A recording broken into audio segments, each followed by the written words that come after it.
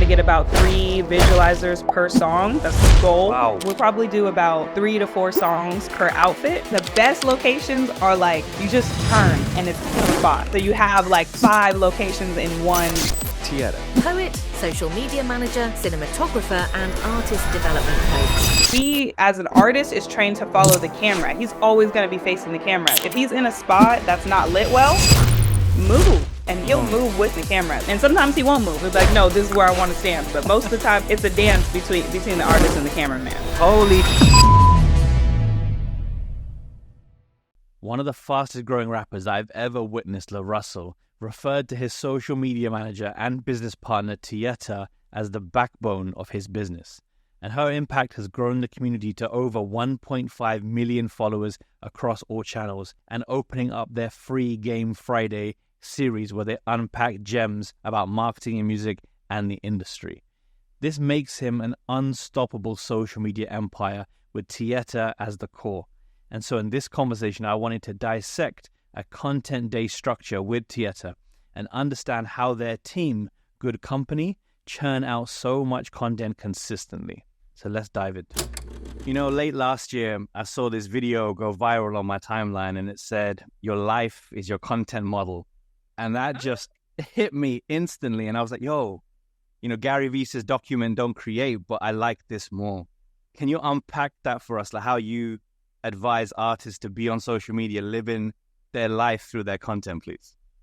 Yeah, it really started in my work with LaRussell and in his like unwavering battle for authenticity among artists. We had this like abundance of rap artists that were all like drill, kill people, all this crazy stuff. And it's like, that's not even where you come from or what your life is really about, but it was what people felt like they had to do to make it. And working with him, it was like, no, authenticity. Like, I want people to know that I am really who I am. Everything you see is real. And in pushing that, it just was what it was. And like as long as you record your life, you'll never have to like fake it. So we've just been documenting his life, and we realized that was what worked best. Like, well, he likes to walk, we record him walking. He likes to play tennis, we record him playing tennis. And people love it because people just want to get to know you and who you are. And I think whenever artists try and vlog, for lack of a better word, like they think my life is boring. They think, why will someone want to know this? And who's going to stand there and follow me all day through all the micro conversations I have? But I love what you guys do. You're standing outside Momo's. Strangers come up to you and say hello. You're ordering more food. You talk about the process. I love it, for real. How do you make sure it's not boring? I had that same thought about it being boring. And I actually said that to LaRussell in one of my recent blogs of like, I don't know why people want to watch me. My life is boring. And he's like, your life is not boring. And I was like, yeah, I guess you're right. Yeah, sitting in a cubicle was boring. Like, this is not boring. And even still, like, there's something interesting about everybody's life. It's just finding the niche market of people who relate to what you have going on. Like, people who are interested in music are not going to be bored about an hour-long conversation about music. Somebody who doesn't care about the music business is going to be like, this is boring. But people who care, it's not boring to them. So there's a community for everything that people have going on. Everything. Even the most boring of things, there is somebody who loves that. There's a large group of people who love that. There's billions of people on the planet. So I don't think you really have to worry about being boring. You just have to be yourself and be authentic, and your community will find you. You know, I think your vlogs have a secret sauce compared to his vlogs, because I get like a real life, not a manager, but like a content creator, a partner in the business, behind the scenes look of arranging content days and picking out outfits. And I want to get into all this, but like LaRussell's ones is his life as the artist, and yours is yours as the glue of the whole company. So like, how do you distinguish what goes on your vlog and what goes on his vlog? Because you both feature in both. Do you get me? Yeah. He actually edits all of his vlogs. Wow. I wish I had more say. No way. He's very, very hands-on. He is like, yeah, he edits all of the daily walks and his daily vlogs. He's been, especially this year, more than last year. If you've been following him for a while, then you have seen how everything is more current now. Like last year, it was all like a lot of like live content, and it might be something from 3 months ago, but it got edited and now it's going up. But he was like, I don't want that anymore. If it happened yesterday, I want somebody to see it today. I want everything to be current. And with that, it was like, I'll do it myself. If other people can't keep up, then I'll do it myself. So yeah, he's been doing everything. And he's very, he just like skim edits. So his are a lot longer and you'll see a lot more of the day. And I'm new to sharing my life. So I'm very particular in like, I'm still in this is boring. So I'll edit so much out. And one of my like most watched vlogs, I didn't edit a lot of the conversation because I felt like it was really good. But I was like, I hope people don't think this is boring, but I think that this conversation is important. And it's my most viewed vlog. It was like, there you go. People want to see what you have going on. So what I wanted to do in this conversation, I wanted to drill down into a content day. And I want you to go really tactful, really granular, beginning to end, from planning, recording, the one-shot visualizer music videos, the location scouting, and all of it. So, yeah, okay. I flipping love these. They're so in real time. There's one for every song on every project. You guys drop 8 projects plus a year. It's incredible. Yeah. Can we start at the top? When you guys are thinking, we got 3-point play, or we've got rent due, or whatever, where do you start with? We're doing a visualizer for each song. What's the first step of the process, please? First step is the music. So once he creates a project and he's like, he has like 5 projects in the vault. So sometimes we'll content for projects that aren't even upcoming. But once he's like, this project is coming out next, we're going to do a content day, or we're going to shoot visualizers for it. He'll rally the team and let his stylist know. So she'll start picking out outfits and we'll set a date. And then everybody comes to his house. Ariel, his stylist, will bring all the outfits. And then we have our photographer, and like quite a few of us do videography and, lights, all the extra hands and stuff. And then he'll pick the outfits for the day. So he'll try them on. I like this. We like this. We don't like this. He'll usually try on like 1 or 2. And then once we have like 2 or 3 that we like, then we'll go outside. Everybody loads up in the cars and, actually, rewind. When he goes to set the date, he says everybody needs to find locations. So everybody be scouring the city and finding locations, dropping pins, and we'll send pictures of them in the group chat. So that way Ariel knows, okay, we have a purple wall with a green trim, and she can try to find outfits that go with that wall. We might not even shoot on that wall. Shit, hold on. So Ariel has to match the outfit to the location too, and complementary colors and all that. She has the luxury of it. Sometimes we'll find a location that wasn't set, and it's like, outfit for it. But if it does work out, then it's really great. So yeah, then when we all load up in the car, we'll already have locations, and we'll just like, what outfit does he have on? Okay, this location will be great for this outfit because of, complementary colors and whatnot. We'll pull up to the location. We always make sure that we have tube lights, a reflector. We use the DJI Ronin 5D, and then everybody has the Pocket Osmos from DJI as well. So everybody's doing BTS with those. We shoot on the 5D for the main shots. What else? We get there, we make sure we have a speaker. And then I've noticed this. Kind of frame the shot up. Splash is usually on cam. Splash, me, Yacion, or B Gigs.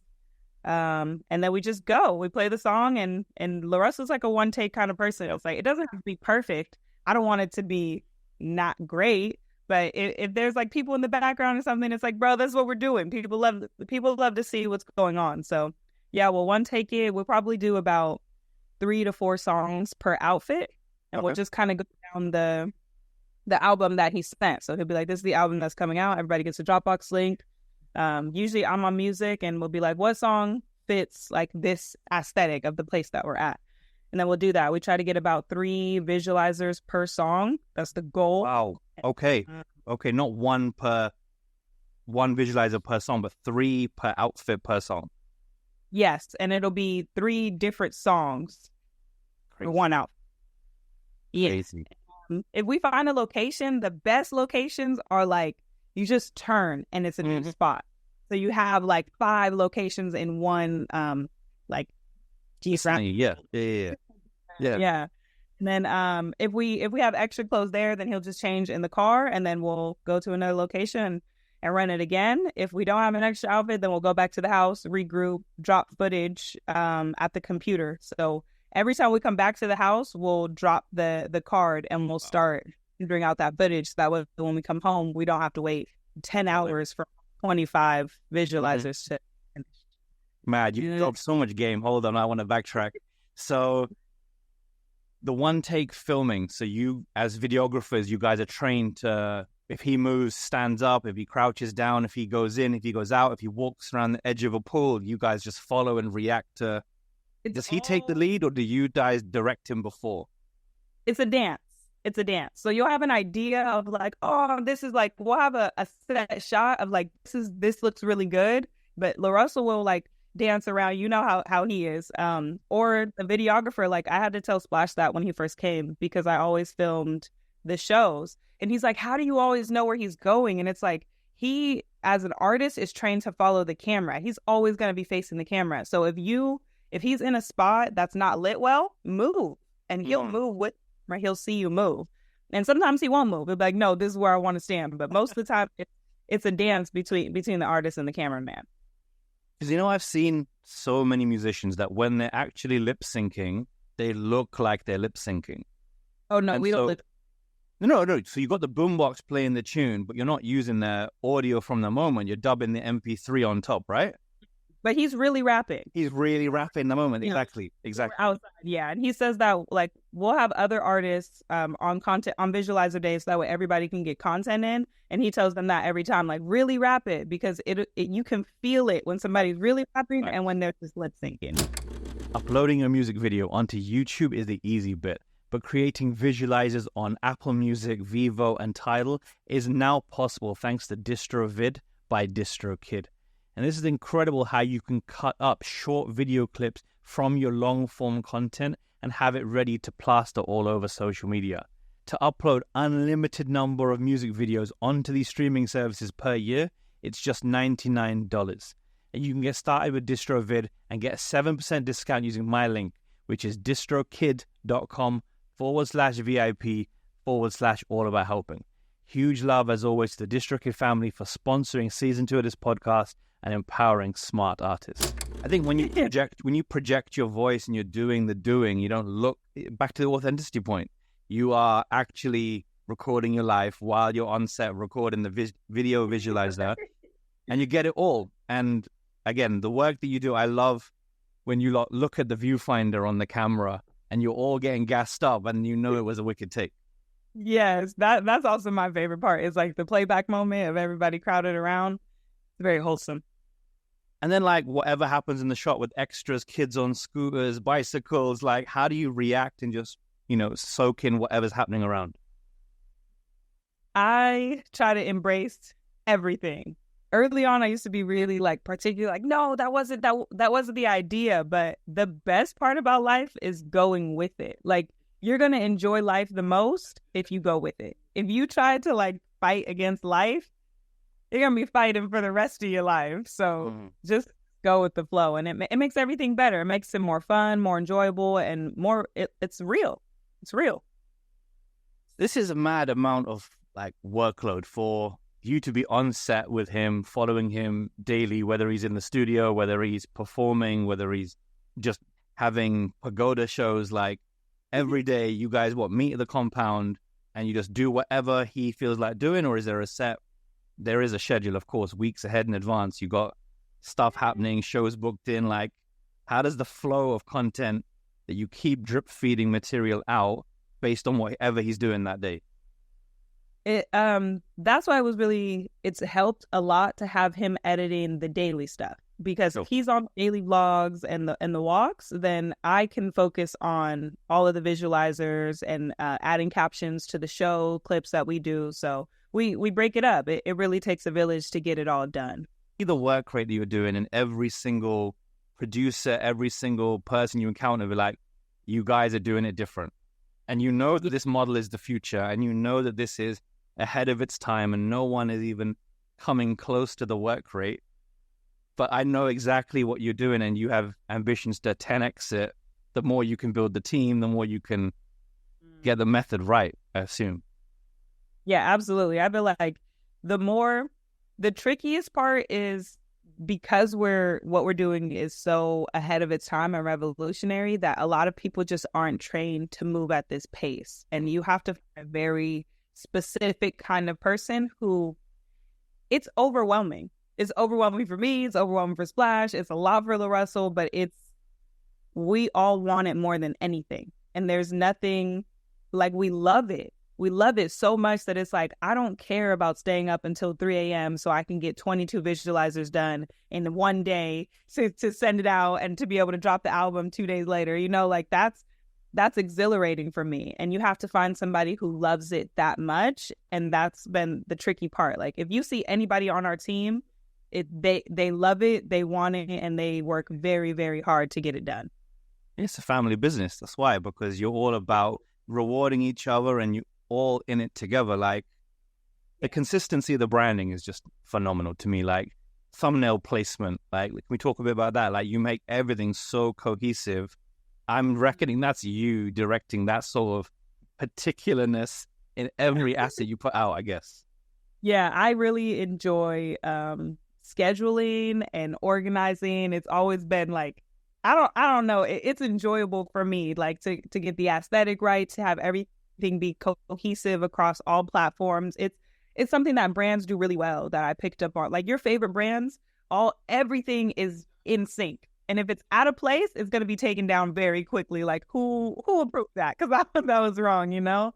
And it's something that I really enjoy about management. So yeah, early on, I was like, we need to have thumbnails on everything because when you go to the page, it looks a lot more clean. Like when he goes on Twitter rants or when he gets to posting random stuff, I just go to his page and I'm like, bro, okay. What you doing? It'll be cleared and we'll have all our stuff back.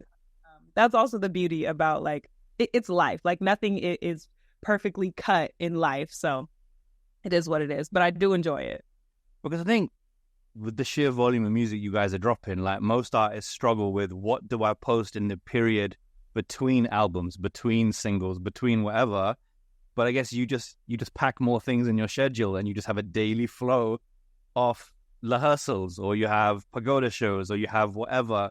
I like that you guys almost never sit still, it seems. Like you're constantly innovating. You're constantly be like, there's content to be made. There's music to be performed, in essence. Yeah. And we're always trying to like recreate what we're doing. Like if you were following him very early on, he used to do live sessions, like live box sessions for other artists. And everybody was like, I want these. And then he kind of grew out of those. And now we do live rehearsals at the backyard where now he can like allow other artists to get a platform and have their art shared and they can get their content pieces out. So yeah, we're always trying to reinvent and create new things. But the one thing that we're always doing is working. So if you're always working, it's like the natural human instinct is to grow and to like build on what you have. You always want to come new or make it better or improve it somehow, you know? So if you're always working, then you're constantly improving. And I guess, yeah, like you kind of said earlier, you don't sit on content. You just get it out. You don't have this lens of perfection or whatever. It's just, no, this is my life. This was yesterday. You move on. It's a one-taker, nearly a one-taker, everything as you do. People love things that aren't perfect. They're a lot more easy to relate to. Like the best moments that we have are the moments that weren't planned. You can't plan for the best moments. The ones that go crazy viral are like, we didn't plan for that. It just happened. And you can feel that through the video. I also think there's an energy of his brain is constantly ticking. Your brain's constantly ticking. Like he might, in the middle of a vlog, just go and have a 2-minute rant. And that rant gets repurposed as tweets, as screenshots, as those brown quotables. You make the micro content out of those moments. Like I see the organization and the downflow from long form into short form. That's really the key. That is really the key. Like a lot of people are trying to figure out like, what reels do I make? How do I make this? But it's like, if you focused your brain on what long form content do I want to create for YouTube, you'll get 10 to 15 pieces of short form content out of that. But because people are so focused on like, they're going to take 3 days to make a 1.5 minute reel. And it's like, That's too much time. Like 3 days went by and you only got one post up. But if you sat in front of the camera or you made a 30-minute video about your life or whatever it is that you do, or sharing your art, like the best thing that we started to do was filming the rehearsals, because he just is playing for 30 minutes. And now we have 10 clips out of that. And it took us 30 minutes, you know? Like that's the best way as an artist. Like if you're a painter, if you make pottery, like if you just sat and filmed yourself for 30 minutes, you have a few pieces of content out of that, because you're human. You're going to talk, you're going to make mistakes, you're going to do whatever in those 30 minutes, and you get micro pieces of content out of it. Long form to short form, gold. I think you and I are raised on that. As social media strategists, that's like second nature. But I think the average artist, they get in their head and they judge themselves saying, I don't like how I look, I don't like how I sound, I don't like this. And they'll nitpick to the point of one fault in their appearance means they lose the art entirely. And I hate that shit, man. I struggle with that too. And the vlogs have really given me the freedom of letting that go. Because in a vlog, I look like anything on any day. And I'm going to be filming myself and like going back and editing them. And it'll be like a gold moment, but I look crazy. And it's like, do you compromise the moment because you don't like how you look? You share it anyway. Like I recently had a post, what was it? I forgot what it even, about like not making time for yourself. And I was sitting in my living room and I had just taken a shower and I didn't even do my hair. And I was like, contemplated on posting it, and it went, and people loved it. And that's like, nobody really cares about how you look. And anybody who cares about how you look missed the message. Yes. That's their loss. That's fact. That's their loss. Yeah. Honestly, I think there's such a key place for artists to just get it moving and stop leaving all these, chasing of the perfect piece of content that inevitably when they create that thing they spent so long on, it underperforms anyway. Every time. Because the thing that you tried to make into a work of art backfired on you, and the authenticity was missed, the message was missed, and the timing, the whole tone of voice of the post was wrong. And if you speak from the heart, it works every time. Every time. When you try the least, it goes the furthest. And when you try the hardest, it might go, but it probably won't. But it might not. It's like, yeah. I couldn't imagine spending that much time on a piece of content to send it out into the world in the blink of an eye. And I was just out there. It's like that's how fast the moment is gone. I recently told LaRussell that, and he sat with it for like a few days. He's like, I can't stop thinking about it. But I was like, nobody cares. Like you're contemplating about like, am I dropping too many albums? Did I drop it too fast? What if nobody? And I was like, bro, nobody cares. Nobody cares. Like it's a blip in their day, and then they go on to something else. And if they really care, then they probably love you. And if they really care and they hate you, that's their problem. Yep. But most people don't care at all. They're just gonna go on. It's the crazy thing. This is why I think you guys are breaking all the rules. If you speak to any marketing strategist, they'd say that's too much music to put out. It's not getting its space to breathe. And you're like, but fam, look at the proof of the numbers. Right? We can drop as much music as we want, and they're going to binge 3-Point Play, go back into Rent Due, and they're going to go back, holy shit. Why me? Oh, my flipping day. What's happening, bro? From London. Yes, bro. How are you? Bro. Come on, bro. Honored. Deeply honored, bro. Okay.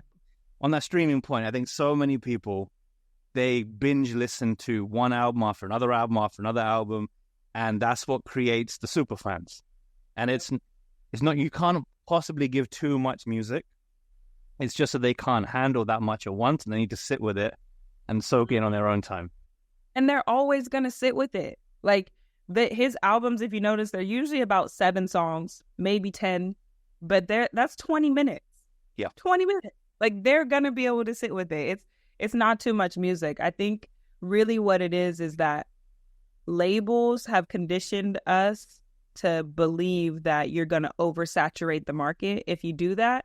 But it was really because they wanted to control the market. And if there's this crazy flow of music, it's too much noise now. and it's harder to control. It's like, it's easy to control 10 people. Now, if you put 1 million people in a room, it's a lot more difficult to control what those 1 million people are listening to, what they're paying attention.